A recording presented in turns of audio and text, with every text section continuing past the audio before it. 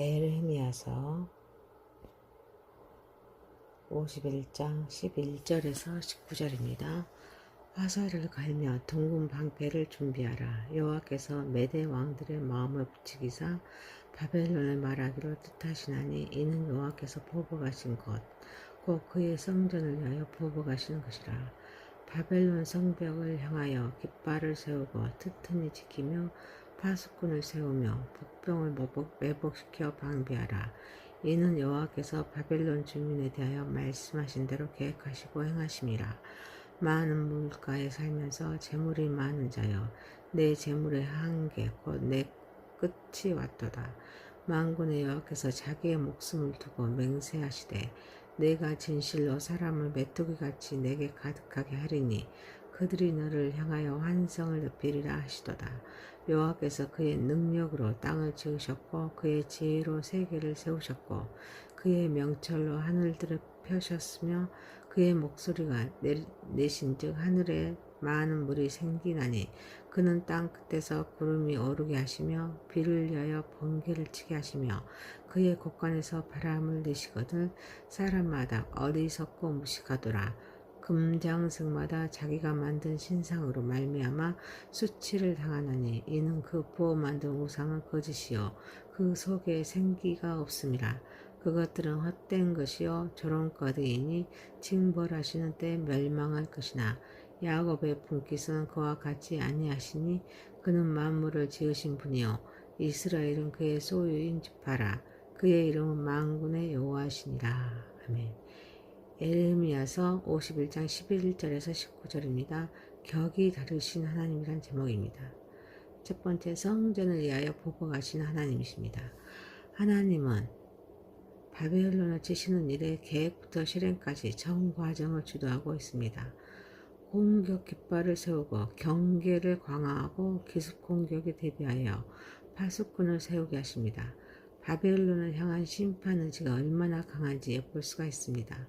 그런데 본문에서는 바벨론의 멸망의 한 원인이 바벨론 군대가 예루살렘 성전을 파괴한 것이라고 열왕기하서 24장 10절에서 13절에 말씀하고 있습니다.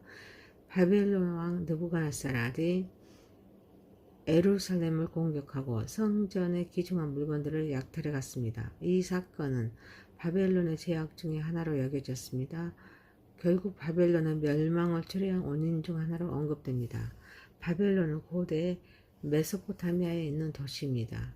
바벨로니아의 제국의 수도였습니다. 바벨론의 성벽은 높이가 24m를 넘는 거대한 구조물이었습니다. 둘레는 96km에 달했습니다. 이 성벽은 여러 개의 감시탑과 성문을 포함하고 있었습니다. 바벨론은 고대 세계 7대 불가사의 중에 하나로 알려져 있습니다.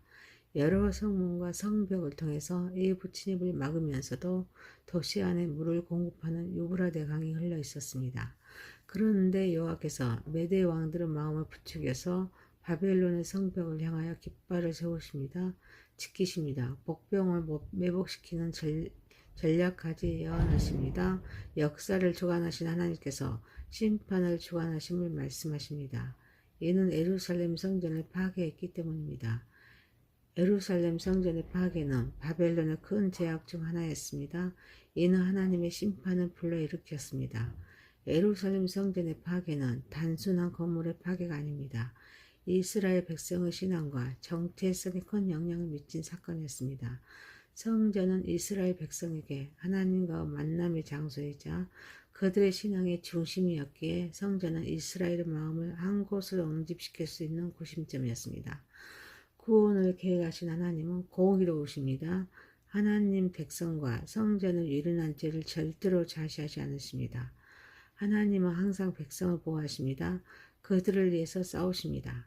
사랑하는 성도 여러분, 우리는 하나님의 성전으로서 하나님의 신실하심과 공의를 믿고 신뢰하는 삶을 살아가는 저와 여러분 되시길 소망합니다. 두 번째입니다. 하나님만 의지합시다.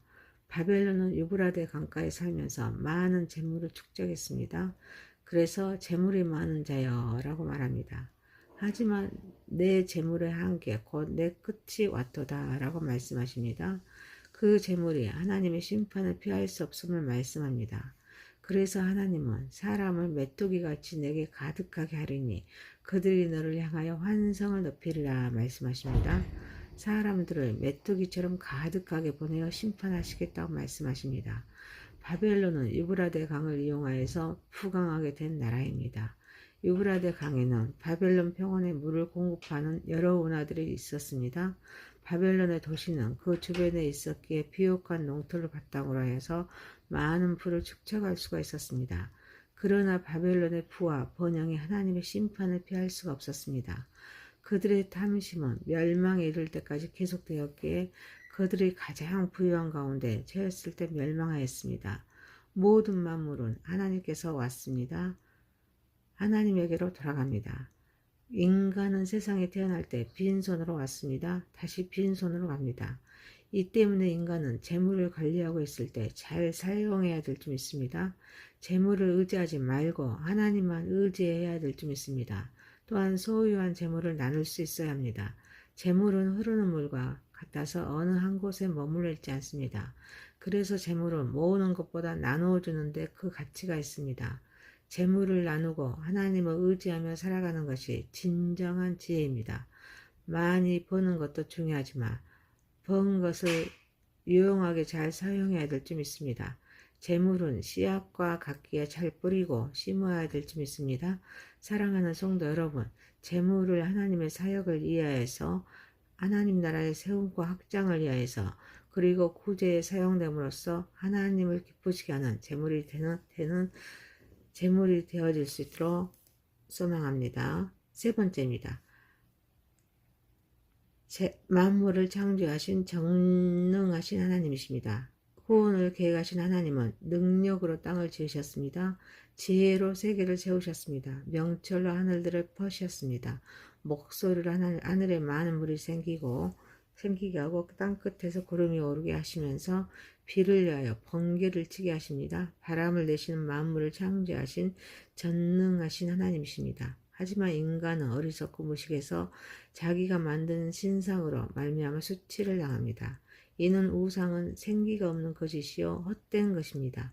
조롱거리게 징별하실 때 멸망합니다. 그래서 야곱의 분깃은 만군의 여호와로서 만물을 지으신 분이요 이스라엘은 그의 소유인 지파입니다.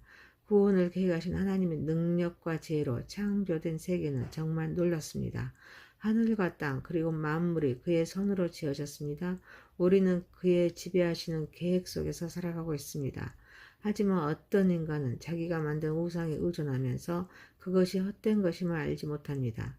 하지만 구원을 계획하신 하나님은 진리이며 그의 징벌은 정의롭고 확실합니다. 야곱의 분깃이 만군의 여호와로서 만물을 지으신 분으로서 하나님은 만물을 창조하시고 주관하시고 섭리하시기에 우리는 어떤 상황에서도 하나님을 믿고 의지해야 될 줄 믿습니다. 만물을 창조하신 하나님께 우상은 헛것입니다. 사람의 손에 의해 만들어진 작품이 인간을 구원해 줄 수가 없습니다. 오직 살아계신 여호와 하나님만이 그 일을 할 수 있기에 우상을 만들어 의지하지 말고 하나님만 의지해야 될 줄 믿습니다. 이때 우리는 만물의 소유주이신 하나님이 우리의 분깃이기에 우리는 누릴 수 있는 특권이 있습니다. 사랑하는 성도 여러분, 만물을 창조하신 전능하신 하나님을 의지하면서 주님께서 주시는 영적인 능력 안에서 누리는 삶을 살아가는 저와 여러분이 되시길 소망합니다. 에레미야서 51장 11절에서 19절이었습니다. 격이 다르신 하나님이란 제목입니다. 첫 번째, 성전을 위하여 보복하신 하나님. 두 번째, 하나님만 의지합시다. 세 번째, 만물을 창조하신 전능하신 하나님이십니다. 전능하신 하나님 아버지, 우리는 하나님의 성전으로서 하나님의 신실하심과 공의를 믿고 신뢰하는 삶을 살아가게 하옵소서. 재물을 하나님의 사역을 위하여 아버지의 나라의 세움과 확장을 위해서 그리고 구제에 사용됨으로써 하나님을 기쁘시게 하는 재물이 되게 하옵소서. 만물을 창조하신 전능하신 하나님을 의지하면서 주께서 주시는 영적인 능력 안에서 누리는 삶을 살아가게 하옵소서. 예수님의 이름으로 기도하옵나이다. 아멘.